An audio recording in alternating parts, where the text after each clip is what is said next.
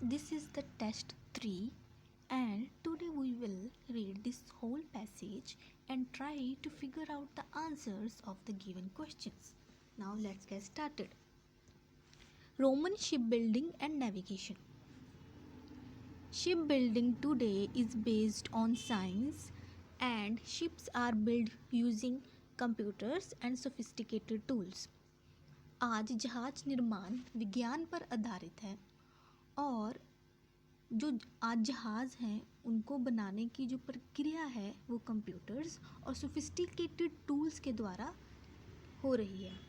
Ship building in ancient Rome however was more of an art relying on estimation, inherited techniques and personal experience. प्राचीन Rome में जहाज निर्माण हालांकि अनुमान, विरासत में मिली तकनीकों और व्यक्तिगत अनुभव पर निर्भर एक कला के रूप में था. The Romans were not traditionally sailors but mostly land-based people who learned to build ships from the people that they conquered, namely the Greeks and the Egyptians.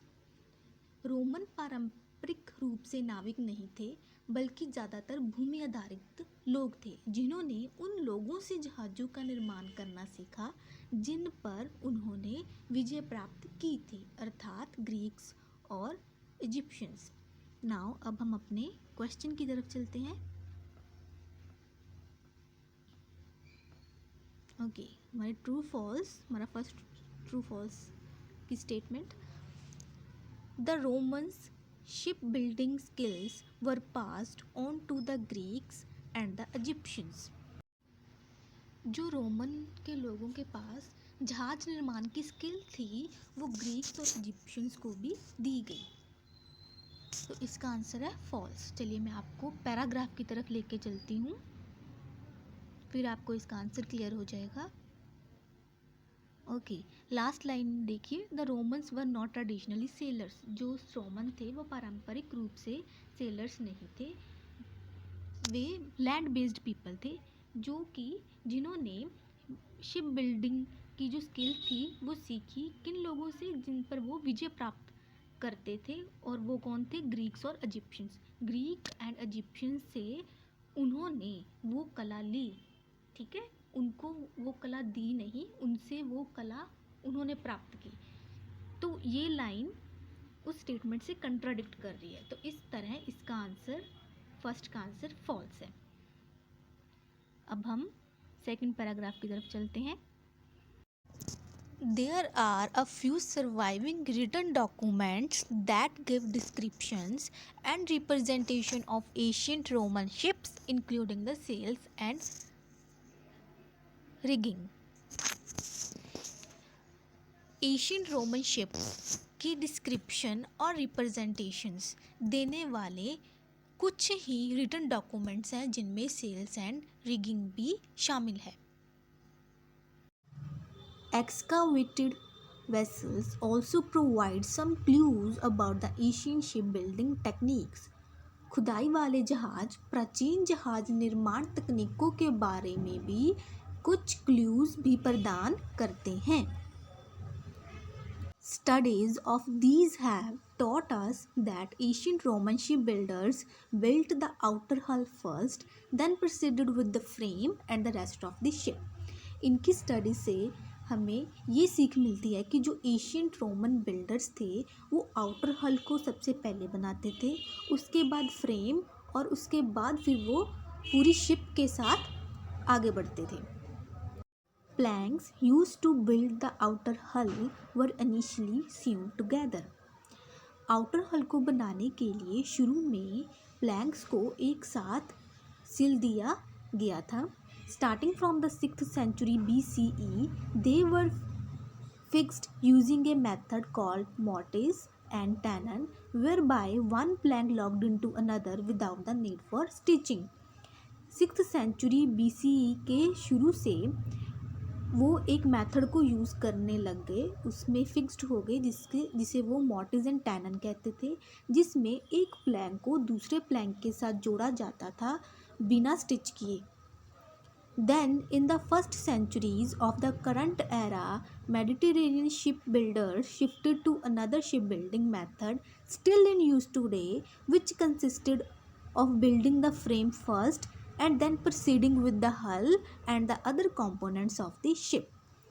First century current era की जो first century में Mediterranean ship builders जो थे वो shift हो गए दूसरे method की तरफ जो आज भी यूज़ होता है, जिसमें वे फ्रेम को पहले बनाते हैं, देन वो प्रोसीड करते हैं हल के साथ, फिर वो शिप के अनदर कंपोनेंट्स को बनाते हैं. This method was more systematic and dramatically shortened ship construction time. जो ये मेथड था वो बहुत ही सिस्टमेटिक था और वो शिप कंस्ट्रक्शन के टाइम को भी उसने कम कर दिया. The ancient Romans built large merchant ships and warships whose size and technology were unequaled until the 16th century CE. Ancient Romans जो थे उन्होंने बड़े बड़े मर्चेंट शिप्स और वारशिप्स बनाए जिनकी साइज़ और जो टेक्नोलॉजी है वो 16th सेंचुरी तक अनइक्वल्ड रही. अब हम अपने क्वेश्चन की तरफ चलते हैं.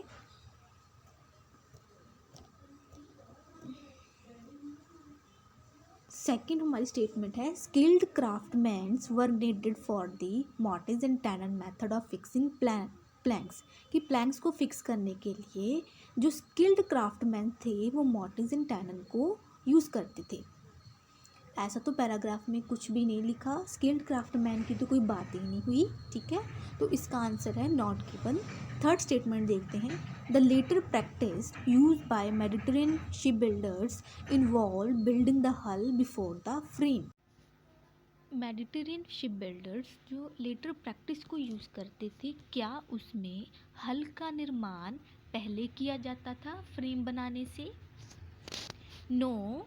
पैराग्राफ में लिखा था कि जो लेटर प्रैक्टिस थी उसमें पहले फ्रेम बनाते थे, फिर हल, फिर अदर कंपोनेंट्स. तो ये लाइन पैराग्राफ की लाइन के साथ कंट्राडिक्ट कर रही है, तो इसका आंसर है हमारा फॉल्स. अब हम अपने पैराग्राफ की तरफ चलते हैं.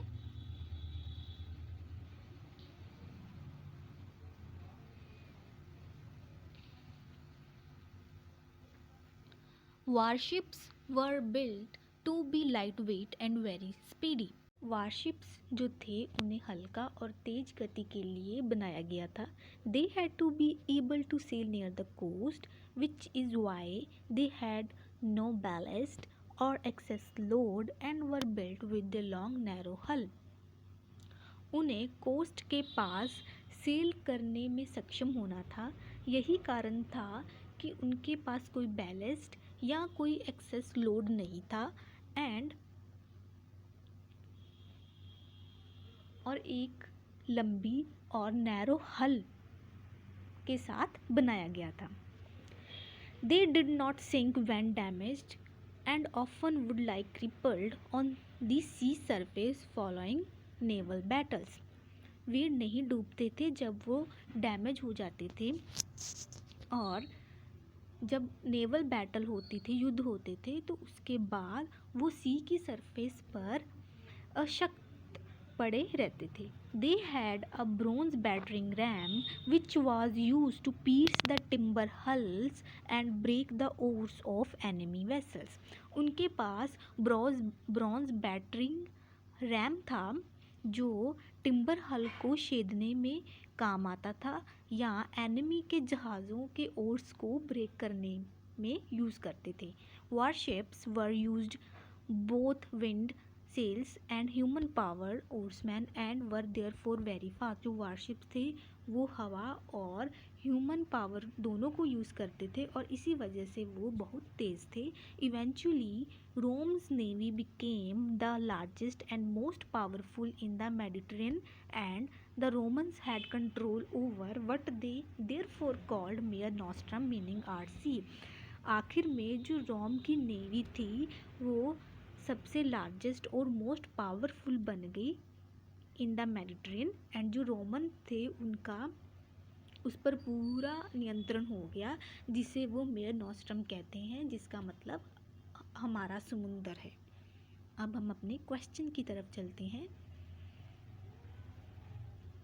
Okay, the Romans called the Mediterranean Sea Mare Nostrum because they dominated its use. जो रोमन्स थे वो मेडिटेरेनियन सी को मेयर नॉस्ट्रम कहते थे क्योंकि वो उसका यूज़ करने में डोमिनेटेड थे. यस, तो इसका आंसर है ट्रू. ठीक है, पैराग्राफ में अभी हमने रीड किया इसके बारे में. मोस्ट ओके, अब हम अपने पैराग्राफ की तरफ चलते हैं. There were many kind of warships. कई प्रकार के वारशिप्स थे. The trireme was the dominant warship from the 7th to 4th century BCE. 7th से लेकर 4th सेंचुरी BCE तक जो ट्राइरीम था वो डोमिनेंट वारशिप था. It had rowers in the top, middle and the lower levels and approximately 50 rowers in the each bank. इसके top, middle और lower levels पर रोवर्स थे और अप्रॉक्सीमेटली ईच बैंक में 50 रोवर्स थे. The rowers at the bottom had the most uncomfortable position as they were under the other rowers and were expose to the water entering through the oar holes.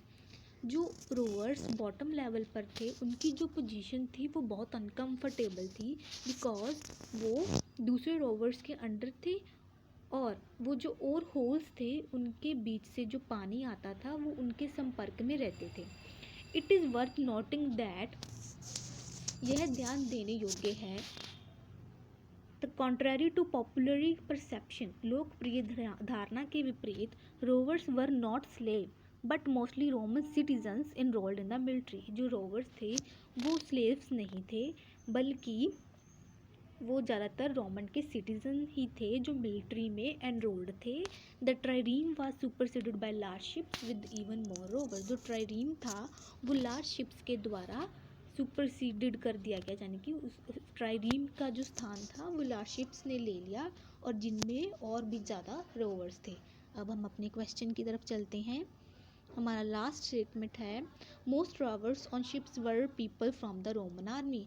जो ships पर ज़्यादातर जो rowers थे वो Roman army के लोग थे. Yes, इसका आंसर है ट्रू. अभी हमने इसके बारे में पैराग्राफ में पढ़ा. ठीक है, कि वो स्लेव नहीं थे, वो रोमन सिटीजन ही थे. अब हम अपने पैराग्राफ की तरफ चलते हैं. Okay, merchant ships were built to transport lots of cargo over long distances and at a reasonable cost. जो मर्चेंट शिप्स थे उनका निर्माण इसलिए किया गया था ताकि लंबी दूरी पर जो माल था, बहुत सारा माल था, उसको ट्रांसपोर्ट किया जा सके on at a reasonable cost, एक रीजनेबल कॉस्ट पर. They had a wider hull, double planking and a solid interior for added stability.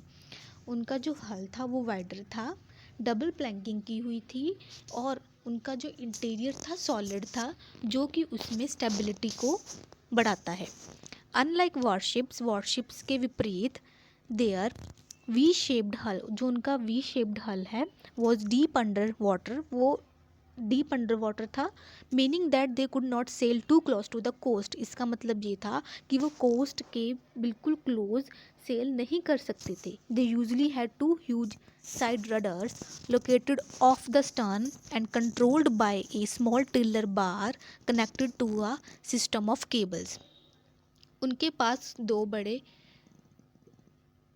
Side रडर्स थे जो स्टर्न से दूर स्थित थे और जो कंट्रोल किए जा रहे थे स्मॉल टिलर बार के द्वारा जो कि केबल्स के सिस्टम के साथ कनेक्टेड था. They had from 1 to 3 masts with large square sails and a small triangular sail at the bow. उनके पास 1 से 3 मास्ट थे जिनमें लार्ज स्केयर सेल्स थे और एक स्मॉल ट्रायंगुलर सेल था बो पर. जस्ट लाइक वॉरशिप्स की तरह मर्चेंट शिप्स यूज ओरमैन. जो मर्चेंट शिप्स थी वो भी ओर्समैन को यूज़ करती थी. But coordinating the hundreds of rowers in both types of ship was not an easy task. But जो हंड्रेड्स ऑफ रोवर्स को इन दोनों शिप्स में कोऑर्डिनेट करना वो एक आसान काम नहीं था. In order to assist them, उसे असिस्ट करने के लिए music would be played on an instrument and oars would then keep time with this. जो म्यूज़िक था एक इंस्ट्रूमेंट पर प्ले किया जाता था एंड जो ओर्स थे वो इसके साथ ही काम करते थे। अब हम अपने क्वेश्चन की तरफ चलते हैं। Warships and merchant ships. Warships were designed so that they were dash and moved quickly. Warships को कैसे डिज़ाइन किया गया था कि एक तो वो लाइट वेट हो और वेरी स्पीडी। तो सिक्स्थ का आंसर है हमारा लाइट वेट। नेक्स्ट है they often remain afloat after battle. युद्ध के बाद वो ऐसे तैरते ही रहते थे and were able to sail close to the land, और भूमि के साथ के नज़दीक सेल करने के योग्य थे as they lacked any additional weight, because उनमें कोई एडिशनल वेट नहीं होता था।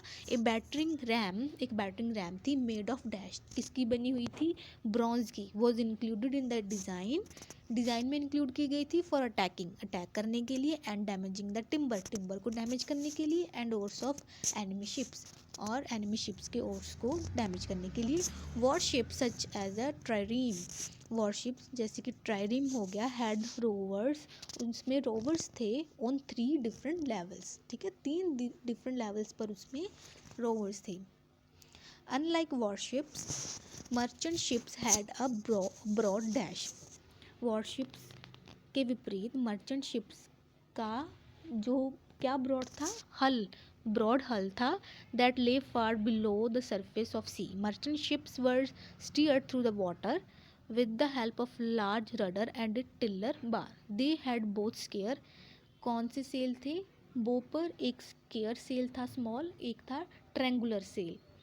On merchant ships and warships, merchant ship और वॉरशिप्स पर dash was use to ensure rowers move their oars in and out of the water at the same time.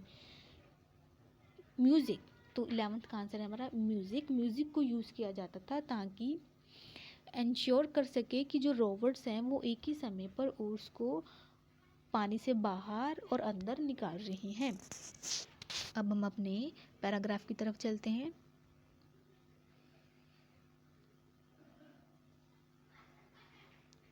The cargo on merchant ships included raw materials, example iron bars, copper, marble and granite, and agriculture products, example grain from Egypt's Nile Valley।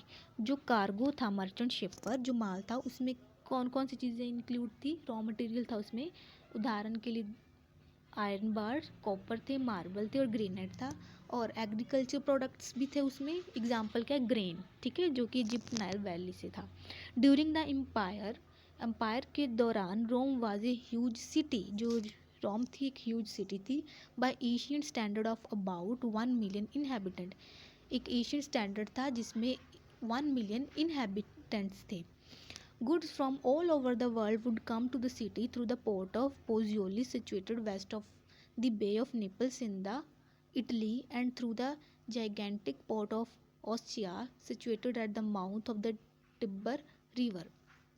जो goods थे पूरे world से आते थे उस city में इस port के थ्रू, जो कि ये जो लोकेशन है वहाँ पर स्थित था, एंड थ्रू द इस पोर्ट, और इस पोर्ट ना, ये पोर्ट का नाम दिया हो गया है, इस पोर्ट के थ्रू वो जाता था और इसकी वो लोकेशन बताई हुई है।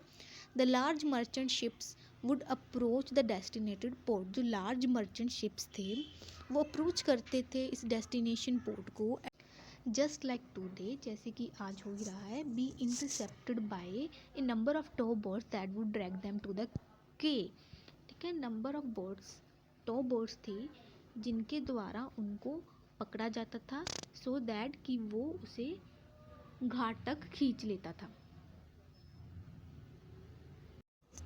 अपने क्वेश्चन की तरफ प्रोसीड करते हैं। Okay, quantities of agriculture goods such as dash were transported by merchant ships to the 2 main ports in Italy। Okay, agriculture goods थे, कौन कौन सी, ग्रेन थी, ठीक है, जो इजिप्ट से लिया गया, तो 12th का आंसर है हमारा grain. Ships were pull to the shore by dash, जो शिप्स थी वो किसके द्वारा खींची जाती थी, शोर की तरफ, ठीक है, घाट पर उसको किसके द्वारा खींचा जाता था, टो बोट्स के द्वारा, तो इसका 13 का आंसर है हमारा टो बोट्स। तो ये थी हमारी आज की रीडिंग। आज की वीडियो यहीं तक। Thanks for watching.